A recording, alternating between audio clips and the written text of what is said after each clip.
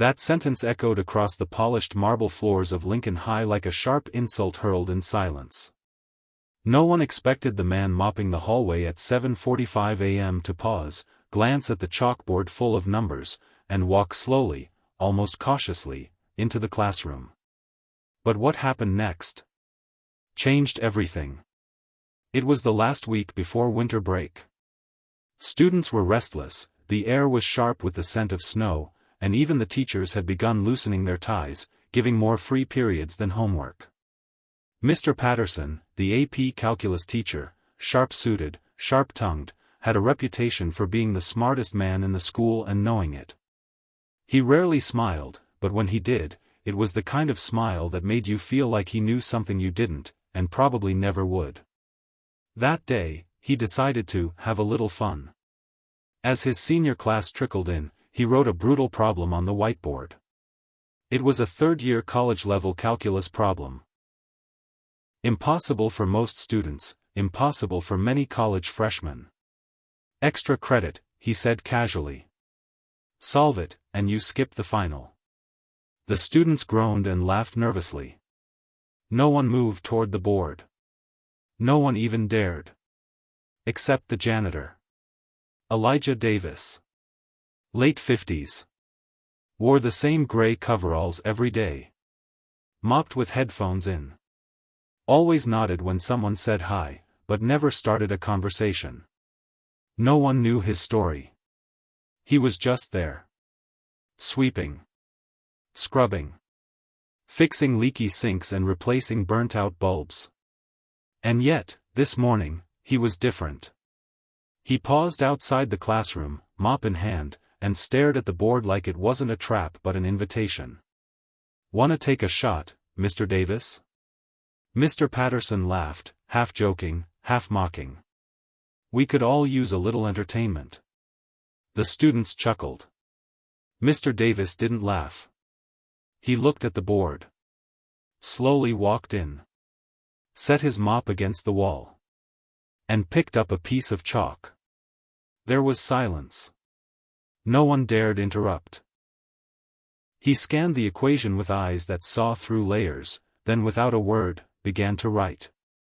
First, he rewrote the entire equation. Then he took it apart, step by step, methodically, as if peeling an orange, revealing every inner layer, every function, every transformation. His handwriting wasn't polished, but it was confident. What he was doing wasn't guessing. He knew. 10 minutes passed. Then 15. By the end, there it was, the answer. Clean. Precise. Correct. Mr. Patterson didn't move. His smirk was gone. The students stared. One kid whispered, "Is he, right?" Patterson approached the board, slowly tracing the steps with his finger. His brow furrowed. He reached for his calculator, then a textbook. Finally, he looked up, face pale. "That's correct." The room exploded. Laughter. Applause. Disbelief. The janitor, Elijah, just nodded, put down the chalk, and walked out quietly, grabbing his mop as he left. For the first time, no one looked through him. They watched him. Really saw him. But that was just the beginning. Word spread through the school like wildfire. The next day, Elijah was called into the principal's office, not for punishment, but for a meeting. Mrs. Carter, the principal, sat across from him with a folder.